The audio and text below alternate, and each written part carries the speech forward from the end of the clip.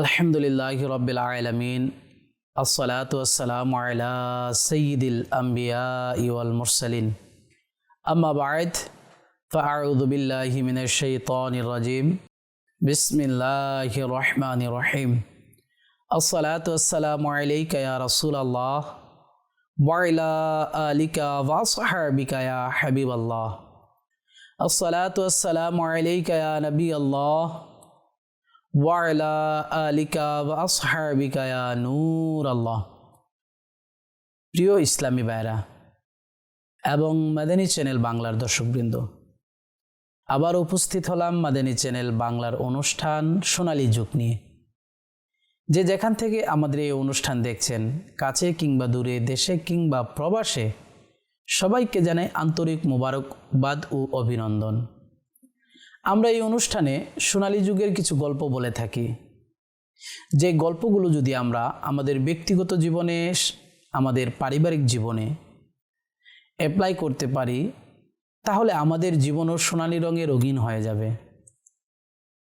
এই অনুষ্ঠানে আমরা সোনালী যুগের আল্লাহর ওলিদের সুন্দর সুন্দর সোনালী গল্প, ওনাদের ইবাদত, রিয়াজত, তাকওয়া, এই বিষয়গুলো নিয়ে আলোচনা করি, যাতে করে আমরাও ওনাদের এই সোনালী যুগের গল্প থেকে শিক্ষা নিয়ে আমাদের জীবনকে সোনালী রঙে রঙিন করতে পারি। আসুন আমরা অনুষ্ঠানের শুরুতে একটি দুরূদ শরীফের ফজিলত শ্রবণ করে নিই। আল্লাহ পাকের সর্বশেষ নবী হুজুর সাল্লাল্লাহু আলাইহি ওয়াসাল্লাম ইরশাদ ফরমান, লিকুল্লি শাইইন তাহারাতুন ওয়া গুসলুন ওয়া তাহারাতু কুলুবিল মুমিনিনা মিনাস সাদঈ আস-সালাতু আলাইয়া। অর্থাৎ প্রত্যেক জিনিসের পবিত্রতা ও গোসল রয়েছে, আর মুমিনের অন্তরের মরিচার পরিচ্ছন্নতা হলো আমার প্রতি দুরূদ শরীফ পাঠ করা। রাসূল সাল্লাল্লাহু আলাইহি ওয়াসাল্লাম বলতেছেন, প্রত্যেকটা জিনিসের, প্রত্যেকটা বস্তুর পবিত্রতা রয়েছে, ধৌত গোসলও রয়েছে, ধৌত করা রয়েছে, আর মুমিনের অন্তরের মরিচার পরিচ্ছন্নতা হচ্ছে, মরিচকে দূর করার ঔষধ হচ্ছে রাসূল সাল্লাল্লাহু আলাইহি ওয়াসাল্লামের উপর দুরূদ শরীফ পাঠ করা। তা আমরা যদি চাই আমাদের অন্তরের যে ময়লা রয়েছে, আমাদের অন্তরে যেই অপরিচ্ছন্ন মরিচা পড়ে আছে, তা থেকে মুক্তি পাই, তাহলে উচিত অধিক হারে রাসূল সাল্লাল্লাহু আলাইহি ওয়াসাল্লামের উপর দুরূদ শরীফ পাঠ করা। সাল্লু আলাল হাবিব সাল্লাল্লাহু তাআলা আলা মুহাম্মদ সাল্লাল্লাহু তাআলা আলাইহি ওয়াসাল্লাম। উবাইদুল্লাহ ইবনু উমর রাহমাতুল্লাহি তাআলা আলাইহি বর্ণনা করেন, আমি ঈশার নামাজ সর্বদা জামাতের সঙ্গে আদায় করতাম। সাধারণত ঈশার জামাত আমার ছুটতো না, আমি ঈশার নামাজ ছুটতে দিতাম না, ছুটতো না। কিন্তু একদিন আমার বাড়িতে মেহমান আগমন করার কারণে, মেহমান আসার কারণে তাদের সঙ্গে কথা বলতে বলতে আমি এতটাই নিমগ্ন হয়ে যাই যে ঈশারের জামাতের সময় শেষ হয়ে যায়। কিছুক্ষণ পর আমি যখন বুঝতে পারলাম মসজিদগুলোতে ঈশারের জামাত হয়ে গেছে, তখন আমি বসরার বিভিন্ন মহল্লায় মহল্লায় গিয়ে গিয়ে খুঁজ নিলাম, কোথাও কি ঈশারের জামাত হওয়া এখনো বাকি রয়েছে। উনি বলতেছে যে আমি যখন বুঝতে পারলাম মসজিদগুলোতে ঈশারের জামাত হয়ে গিয়েছে, তখন আমি বসরার বিভিন্ন মসজিদগুলোতে খোঁজ নিতাম যে কোনো মসজিদে কি এখনো ঈশারের জামাত বাকি আছে কিনা, যাতে করে আমি ঈশারের নামাজ জামাত সহকারে আদায় করতে পারি।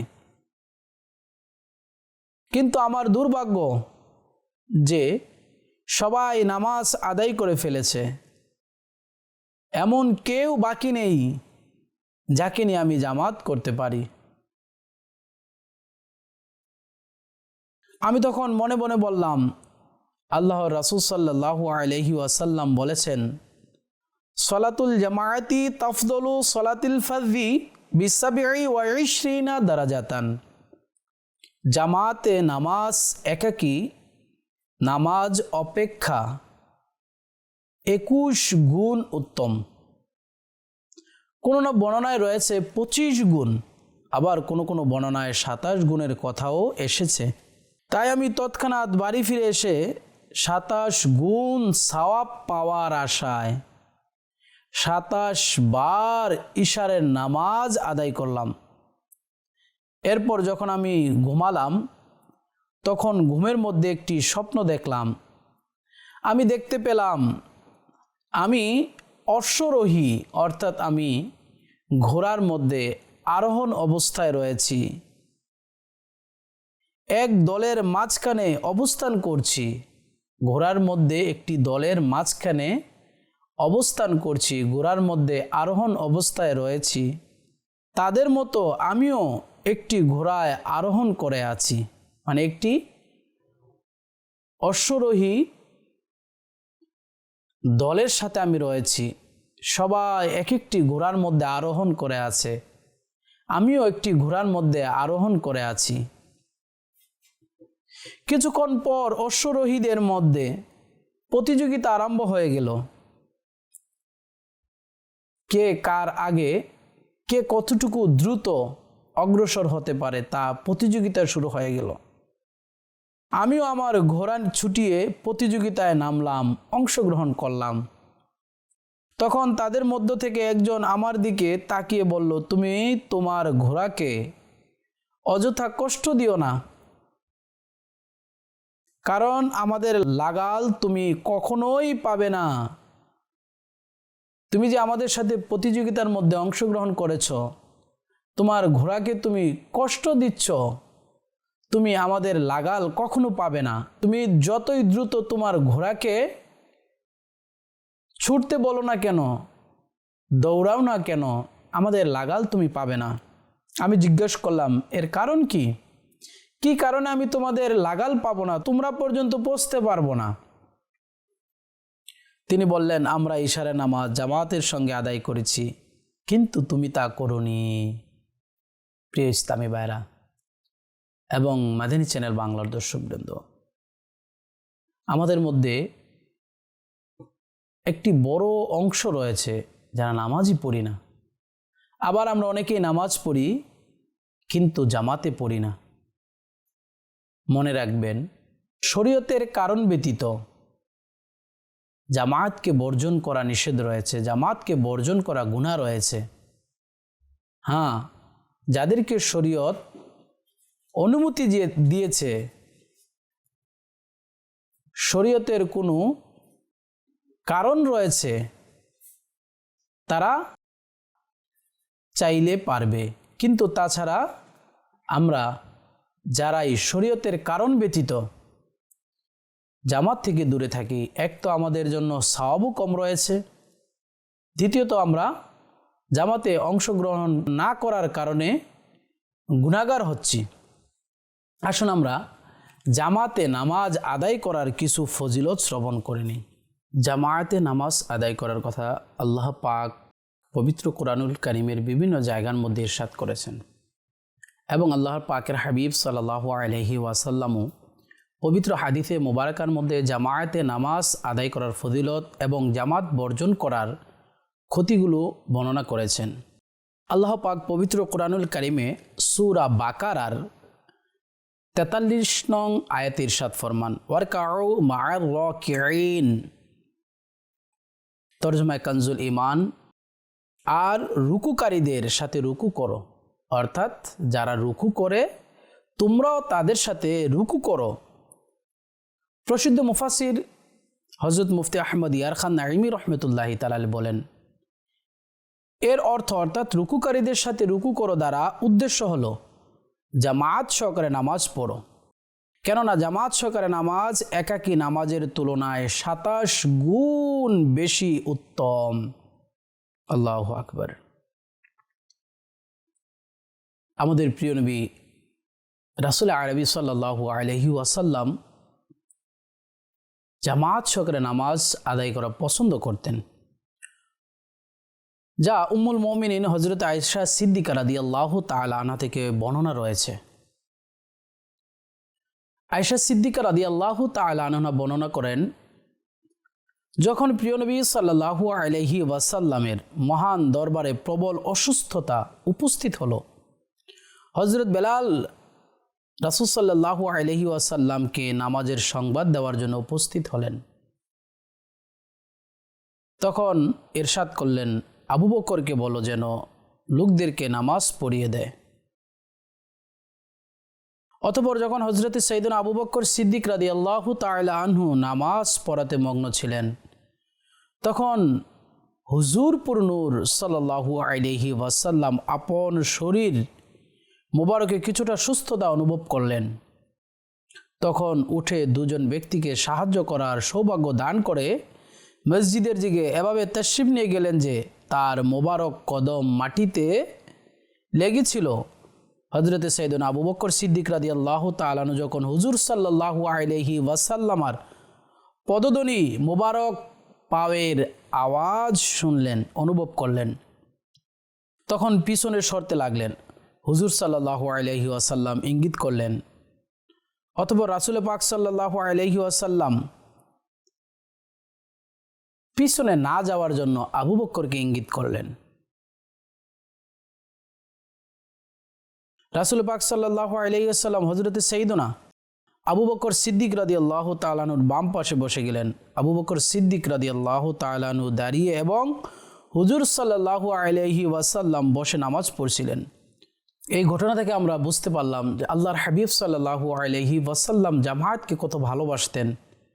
অসুস্থ হওয়ার পরেও আল্লাহর হাবিব সাল্লাল্লাহু আলাইহি ওয়াসাল্লাম মানুষের সাহায্য নিয়ে মসজিদে জামায়াতে নামাজ আদায় করার জন্য উপস্থিত হলেন, হাজির হলেন। জামাতে নামাজ আদায় করার অসংখ্য ফজিলত এবং বরকত রয়েছে। জি হ্যাঁ, আসুন আমরা তা কিছু শ্রবণ করে নেই।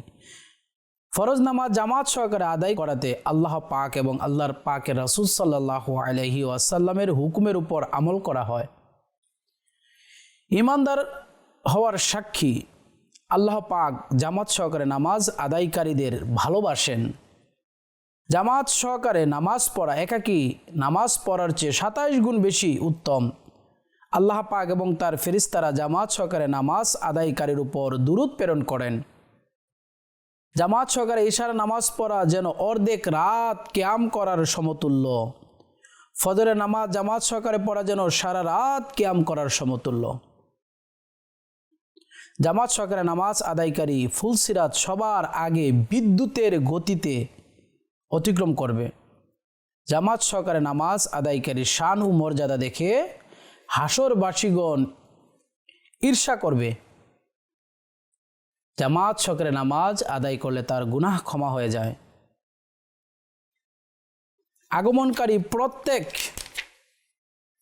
কদমের বিনিময়ে সওয়াব পাবে। অর্থাৎ আপনি যখন জামাতে নামাজ আদায় করার জন্য মসজিদের দিকে গমন করব, মসজিদের দিকে হাঁটতে থাকব, তখন আমাদের প্রত্যেকটি কদমের বিনিময়ে আমরা সওয়াব পেতে থাকব।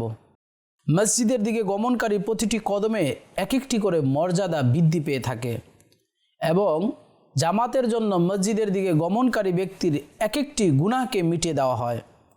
দয়ালু আল্লাহ তার জন্য সকাল ও সন্ধ্যায় জান্নাতের মেহমানদারির ব্যবস্থা করেন। নামাজের জন্য গমনকারীর প্রতিটি কদম সদকা স্বরূপ। জামাতের জন্য তারা যখন মসজিদের দিকে রওনা করে তখন তাদের প্রতিটি কদম, তাদের প্রতিটি পা রাখা এক একটা সদকা স্বরূপ। যতক্ষণ পর্যন্ত জামাতের নামাজের অপেক্ষায় থাকবে, কল্যাণের উপরে থাকবে, আল্লাহ পাকের হিফাজতে থাকবে, আল্লাহ পাকের সন্তুষ্টির মাধ্যম, শয়তান থেকে নিরাপদ থাকবে, কিয়ামতের দিন আরশের ছায়ায় থাকবে।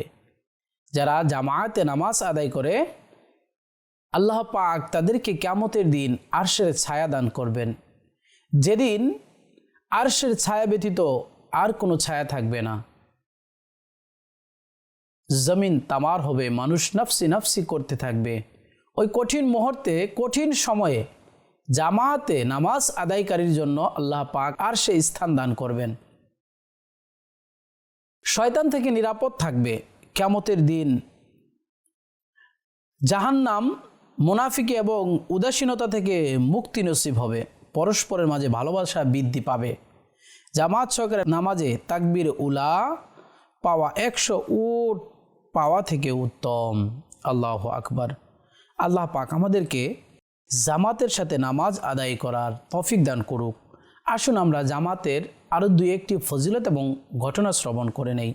আমিরুল মুমিনিন হজরত সাইয়েদনা ওমর ফারুক আজম রাদিয়াল্লাহু তাআলা আনহু বলেন, আমি প্রিয় নবী রাসূল আরবি সাল্লাল্লাহু আলাইহি ওয়াসাল্লামকে ইরশাদ করতে শুনেছি, আল্লাহ পাক জামাত সহকারে নামাজ আদায়কারীকে ভালোবাসেন।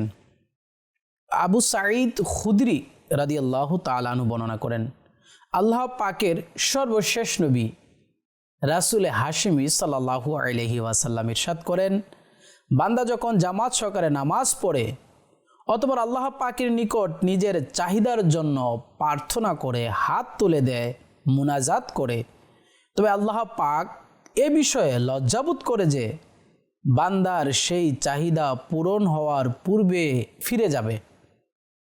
মানুষ যখন জামাতে নামাজ আদায় করে আল্লাহ পাকের দরবারে প্রার্থনা করে কোনো কিছু চায়, তখন আল্লাহ তাআলা এটা লজ্জাবোধ করে যে ওই ব্যক্তি যা চেয়েছে তা পাওয়ার আগেই সে ফিরে যাবে, অর্থাৎ আল্লাহ তাআলা তাকে দান করে দেয়। প্রিয় নবী রাসূল আরবি সাল্লাল্লাহু আলাইহি ওয়াসাল্লাম ইরশাদ করেন, পুরুষের নামাজ মসজিদে জামাত সহকারে পড়া গড়ে ও বাজারে পড়া থেকে 25 গুণ বেশি উত্তম রয়েছে। সুবহানাল্লাহ। সাহাবী ইবনে সাহাবী হযরত সাইয়েদুনা আব্দুল্লাহ ইবনে ওমর রাদিয়াল্লাহু তাআলা আনহু থেকে বর্ণিত, তিনি বলেন, রাসূল পাক সাল্লাল্লাহু আলাইহি ওয়াসাল্লাম ইরশাদ করেছে, জামাত সহকারে নামাজ পড়া একাকী নামাজ পড়া থেকে 27 গুণ বেশি সওয়াব রয়েছে। সুবহানাল্লাহ, সুবহানাল্লাহ। প্রিয় ইসলামী ভাইরা এবং মাদানী চ্যানেল বাংলার দর্শকবৃন্দ, আমাদের পূর্ববর্তী বুজুর্গদের মধ্যে জামায়াতে নামাজ পড়ার অনেক আগ্রহ ছিল এবং তারা জামায়াতে প্রতিনিয়ত নামাজ আদায় করত। জি হ্যাঁ, আসুন আমরা আরও দুই একটি ঘটনা শ্রবণ করি, দু একটি অমূল্য বাণী শ্রবণ করে। সাহাবী ইবনে সাহাবী হজরতে সাইয়েদুনা আব্দুল্লাহ ইবনে উমর রাদিয়াল্লাহু তাআলা আনহু এর যদি কখনো জামাত ছুটে যেত তবে পরবর্তী নামাজ পর্যন্ত নফল পড়তে থাকতেন। আল্লাহু আকবার। আব্দুল্লাহ ইবনে উমর রাদিয়াল্লাহু তাআলা আনহুর যদি কোনো কারণে কখনো জামাত ছুটে যেত তাহলে পরবর্তী নামাজের সময় হওয়ার আগ পর্যন্ত তিনি নফল নামাজের মধ্যে ব্যস্ত থাকতেন, নফল নামাজ আদায় করতে থাকতেন। অতঃপর এক বর্ণনায় রয়েছে, যদি তার ইশারের জামাত ছুটে যেত তবে সারা রাত ইবাদতে অতিবাহিত করে দিতেন। আজ আমাদের অবস্থা আর আমাদের সাহাবীদের অবস্থা, যাদের জামাত ছুটে গেলে সারা রাত নফল ইবাদতের মধ্যে অতিবাহিত করতেন শুধুমাত্র এই কারণে যে আজকে তার এশারের জামাত ছুটে গিয়েছে। আর আমাদের অবস্থা, আমরা খেলাধুলায়, হাসি তামাশায়, কাজে, বিভিন্ন অহেতুক আড্ডায় জামাত তো দূরের থাক, মায়াদাল্লাহ, আল্লাহর পান আমরা নামাজ পর্যন্ত কাজা করে দিই, আমাদের নামাজ পর্যন্ত ছুটে যায়। আমাদের মনের মধ্যে কোনো দুঃখ হয় না, আমাদের অন্তরে এটার জন্য, নামাজ ছুটে যাওয়ার জন্য যে কষ্ট, দুঃখ অথবা অনুতপ্ত, এটা হয় না। তাবি বুজুর্গ হজরত সাইয়েদুনা সাঈদ বিন আব্দুল আজিজ রহমতুল্লাহি তাআলা আলাইহি এর যখন জামাত ছুটে যেত তখন নিজের দাড়ি ধরে কান্নায় বসে যেতেন।